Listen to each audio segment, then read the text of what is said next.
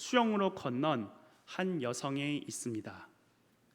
영국 해협을 왕복한 최초의 여성 플로렌스 체드윅은 1952년 7월 4일에 캘리포니아 해안에서 카타리나 섬까지 35km 수영에 도전했습니다.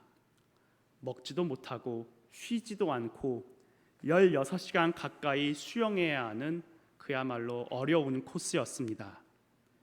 체력은 물론이고 뼛속까지 스며드는 추위와 고독 등 그녀가 마주해야 하는 것은 모두 인간의 한계를 뛰어넘는 것이었습니다. 그런데 15시간가량 수영했을 때 체드윅은 포기하려고 했습니다. 목표 지점까지 1km도 남아있지 않았고 배에 타고 있던 사람들도 그녀를 열심히 응원하고 있었지만 결국 체드윅은 다 와가서 포기하고 말았습니다. 체드윅이 눈앞에 완주를 두고 포기한 이유는 바로 안개 때문이었습니다. 목표 지점이 안개로 인해 보이지 않자 마음속에 두려움이 찾아오기 시작한 것입니다. 언제 끝날지, 어떤 방향으로 가야 할지 알 수가 없기에 힘을 낼 수 없었던 것입니다. 그로부터 2달 뒤에 체드윅은 재도전하게 되었습니다. 그날도 여전히 안개가 자욱했습니다. 하지만 체드윅은 안개를 보지 않기로 했습니다. 마음의 눈으로 보는 것을 훈련했기 때문입니다. 그녀는 캘리포니아 해안을 향해 힘차게 헤엄쳤고 결국 도전에 성공했습니다. 체드윅은 말했습니다. 나는 목표 지점을 마음으로 보고 있었습니다. 라고 말입니다. 믿음의 사람들도 인생의 경주를 할 때 체드윅의 첫 번째 도전처럼 두려움과 슬픔에 잠겨 중요한 부분을 혹은 목적지를 미처 보지 못할 때가 있습니다. 오늘 본문의 이스라엘 민족도 사면 초가에 빠져 중요한 부분, 즉 하나님께서 지켜주심을 믿지 못하는 모습을 보입니다.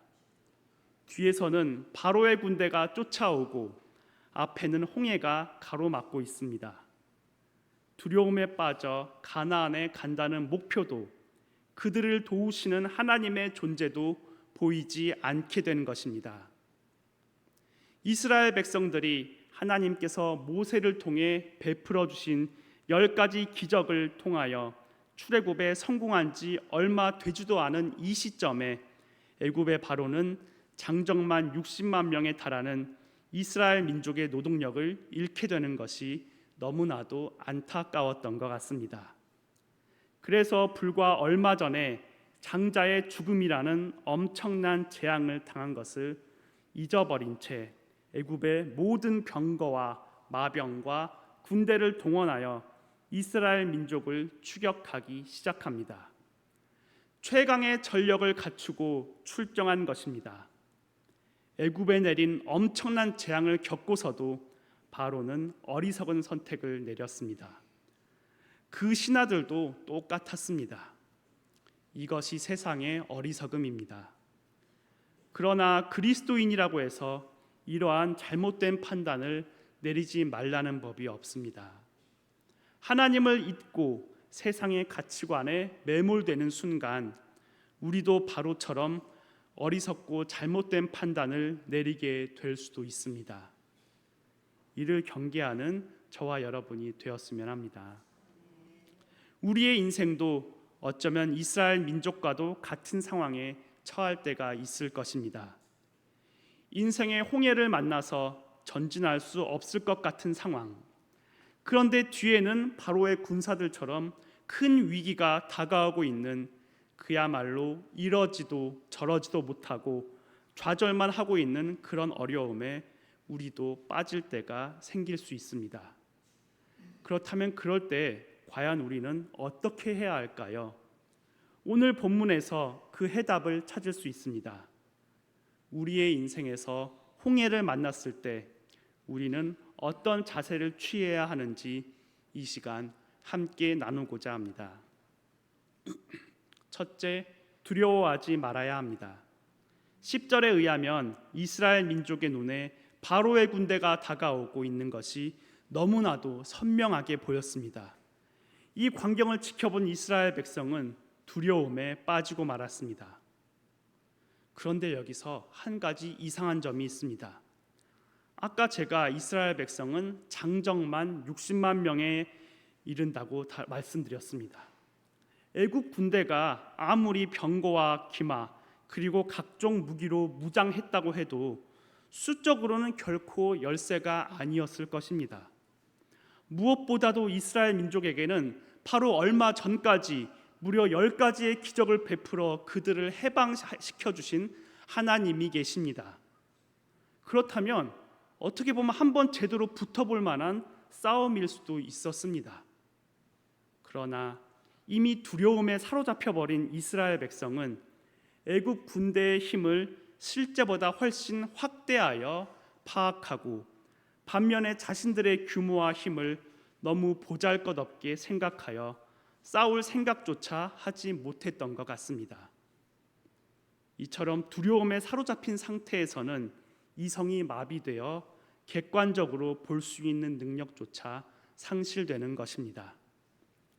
위기가 두려움을 몰고 올 때 그 두려움을 이기는 방법은 바로 하나님께서 주신 약속을 기억하는 것입니다. 이스라엘 민족은 반드시 자신들을 약속의 땅으로 데려가시겠다는 것과 애굽을 심판하시겠다는 하나님의 약속을 기억해야 했습니다. 그러나 그렇지 못했기에 두려움에 떨 수밖에 없었습니다. 오늘을 살아가는 우리도 마찬가지입니다. 하나님의 약속이 담겨 있는 성경을 읽고 묵상하지 않으면 하나님께서 우리에게 주시는 약속을 알지 못하여 두려움에 빠져 허우적대는 삶을 살 수밖에는 없습니다. 히브리서 4장 12절에 따르면 하나님의 말씀은 살아있고 활력이 있어 좌우에 날선 어떤 검보다도 예리하여 혼과 영과 및 관절과 골수를 찔러 쪼개기까지 하며 또 마음의 생각과 뜻을 판단한다고 나와 있습니다. 이러한 하나님의 말씀은 두려움이라는 우리의 연약한 감정 대신에 그 안에 하나님을 신뢰하는 새로운 소망으로 채울 것입니다. 그러므로 성경으로 두려움을 극복하셨으면 좋겠습니다. 둘째, 원망하지 말아야 합니다. 일부 사람들은 인생이 순탄하고 형통할 때는 다 자신들이 잘해서 그러는 거라고 생각하는 경우가 있는 것 같습니다.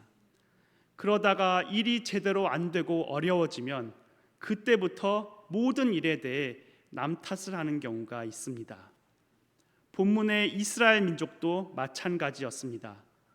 바로의 군대가 뒤쫓아온다는 소식에 이스라엘 민족은 하나님께 부르짖어 일단 기도했습니다. 하나님께서 여전히 그들에게 구름 기둥과 불 기둥으로 함께 하심을 보여주셨기 때문입니다. 일단 기도를 했지만 그럼에도 특별한 변화가 보이지 않자 그들은 모세를 원망하기 시작합니다. 모세 때문에 광야로 끌려와서 죽을 위기를 맞았다는 것입니다. 불과 얼마 전 이스라엘 백성들은 하나님의 은혜로 모세의 인도를 따라 430년 애굽의 종살이에서 해방되었습니다. 그 순간 그들은 엄청나게 감격했을 것입니다. 아직 그 감격이 잊혀지지도 않았을 것 같습니다.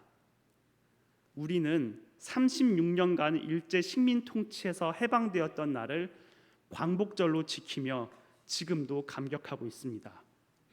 그런데 이스라엘은 우리 36년의 10배가 훨씬 넘는 무려 430여 년간의 애굽의 종살이를 하다가 해방되었으니 그 해방의 감격이 얼마나 엄청났겠습니까? 그런데 조금 어렵고 힘들어졌다고 모세를 향해 달려들면서 불평과 원망을 쏟아내고 있는 것입니다. 그들은 하나님의 놀라운 권능을 너무나도 쉽게 잊어버렸습니다. 그러고는 전혀 이치에 맞지 않은 생각으로 원망하고 있습니다. 그런데 이스라엘 백성이 보이는 이러한 반응은 이 시대를 살아가는 일부 사람들의 모습과 그다지 다르지 않은 것 같습니다. 어떤 사람들은 하나님의 숱한 은혜를 경험하고 기도 응답과 은혜를 맛보았음에도 불구하고 자신의 삶에 고난이 닥치면 어느새 하나님과 사람들을 원망하곤 합니다. 사람들이 이처럼 원망이란 죄에 빠지지 않기 위해서는 우리에게 닥친 위기조차 선한 뜻을 위한 도구로 사용하시는 하나님이심을 알아야 합니다. 하나님께서는 바로의 완악함을 아셨으며 그를 심판하시기 위해 이스라엘 백성을 추격하게 하셨습니다. 이스라엘 백성은 애굽의 군대를 심판하시는 하나님을 보는 기회를 갖게 된 것입니다. 우리 삶에 홍해라는 위기가 찾아왔을 때 원망을 그치고 하나님의 선하신 뜻이 있음을 믿으셨으면 좋겠습니다. 그리고 하나님께서 계획하신 놀라운 섭리를 깨닫도록 기도하는 저와 여러분이 되었으면 합니다. 셋째, 가만히 서서 하나님께서 행하심을 바라보아야 합니다. 본문 13절과 14절에서 모세는 하나님의 기적인 출애굽을 금방 잊어버리고 불평하고 원망하는 이스라엘 백성들을 향하여 너희는 두려워하지 말고 가만히 서서 여호와께서 오늘 너희를 위하여 행하시는 구원을 보라. 너희가 오늘 애굽 사람을 영원히 다시 보지 아니하리라. 여호와께서 너희를 위하여 싸우시리니 너희는 가만히 있을지니라 라고 말합니다. 이스라엘 민족이 가만히 있어도 되는 이유는 하나님께서 친히 그들을 위해 싸워주시기 때문입니다. 이는 우리에게도 마찬가지입니다. 예수님께서 하늘 보좌에서 우리를 위해 친히 중보해주고 계시며 하나님께서는 우리를 위해 친히 악한 대적과 싸워주고 계십니다. 그러므로 그리스도인은 하나님을 의지하지 않으면 패배합니다. 신명기 1장 42절부터 44절에서 이스라엘 백성이 아모리 족속과 싸우기로 스스로 결정하고 싸우자 패배했던 것처럼 말입니다. 전쟁은 하나님께서 하십니다. 전쟁의 용사이신 하나님께서 싸워주시면 반드시 승리합니다. 우리는 가만히 서서 그분의 역사하심을 목격해야 합니다.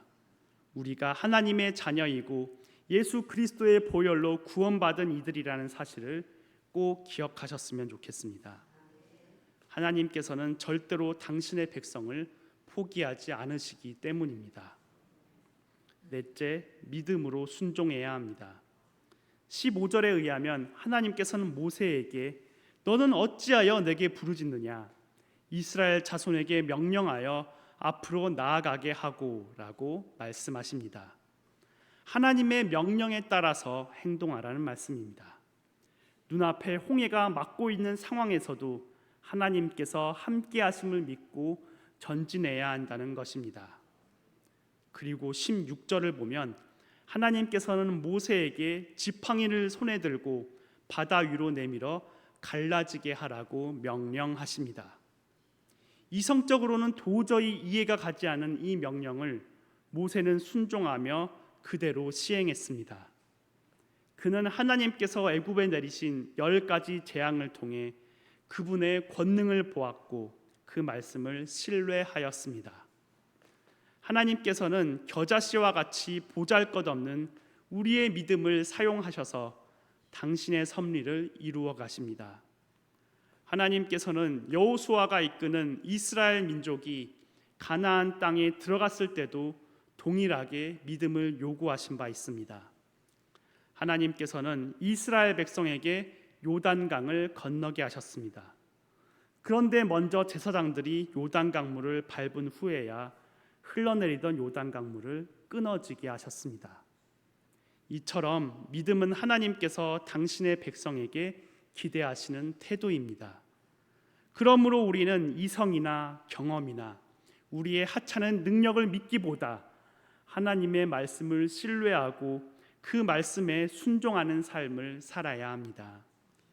믿음이 없이는 우리가 하나님을 기쁘게 해드릴 수 없으며 우리에게 베풀어 주시는 약속의 실현도 볼 수 없습니다.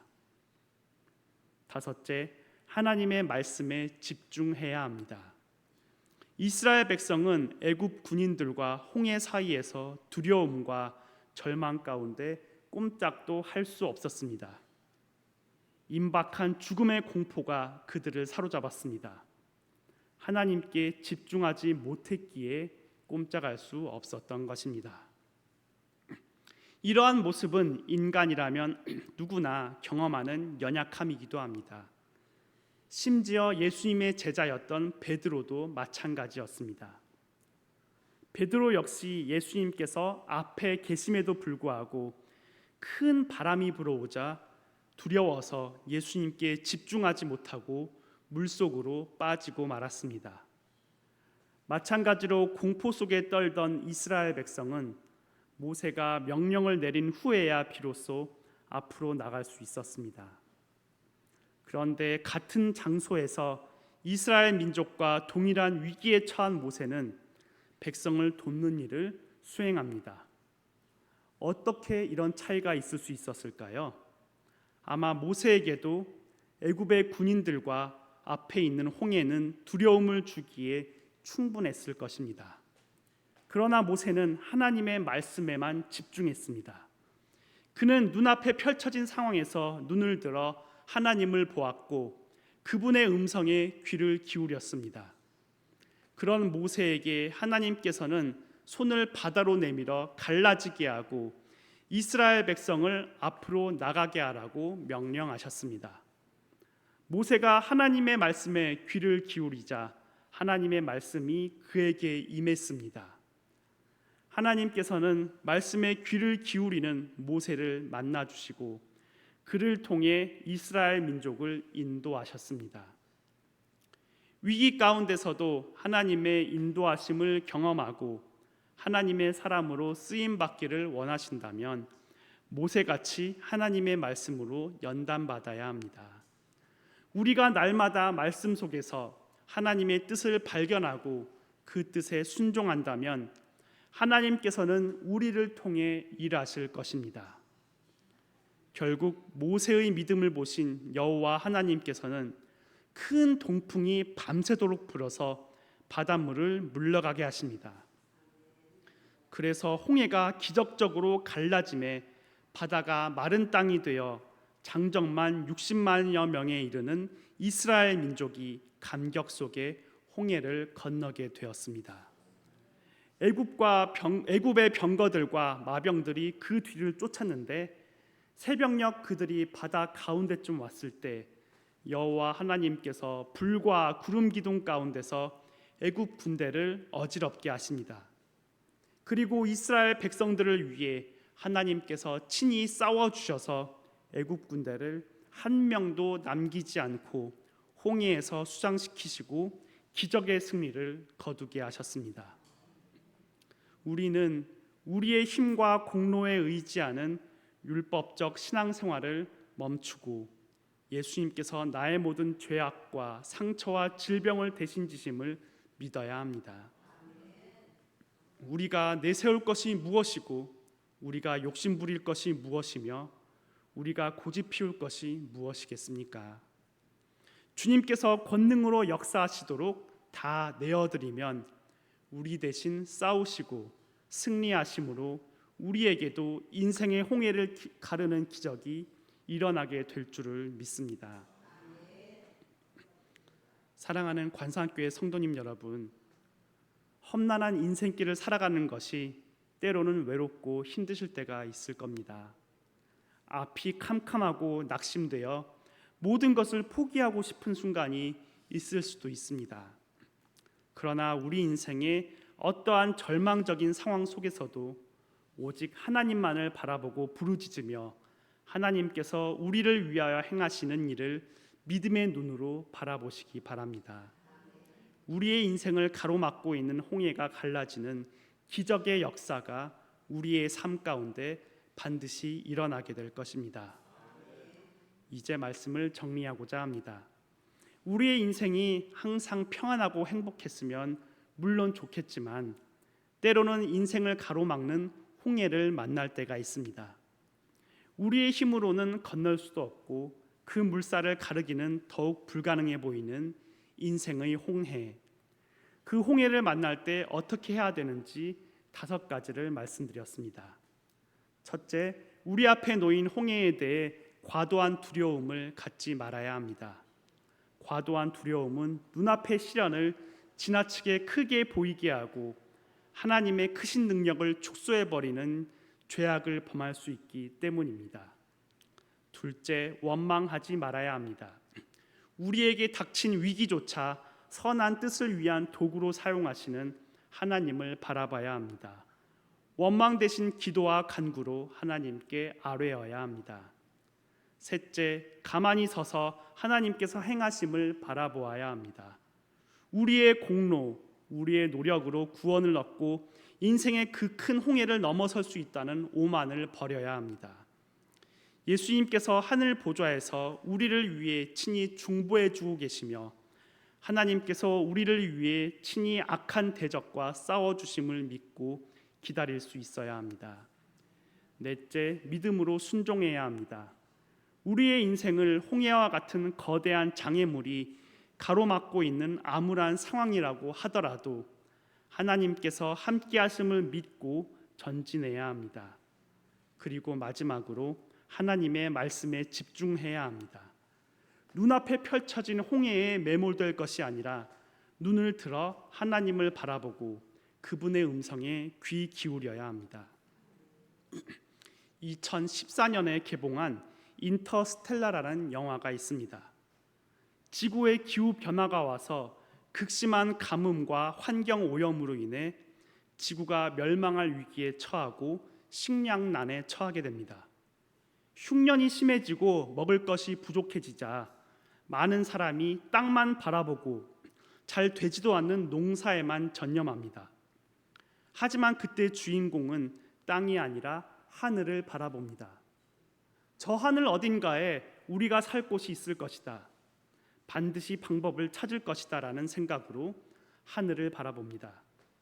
사람들은 이런 주인공에게 아니 먹고 살 걱정을 해야지 뜬구름 잡는 소리만 한다며 손가락질했지만 끝까지 포기하지 않은 주인공은 신적 존재의 인도를 받아 우주로 나갔고 결국 그러한 신의 도움과 함께 인류가 살 수 있는 새로운 행성을 발견하여 인류를 멸망에서 구하고 자신도 심적 고통에서 구원받는다는 이야기입니다.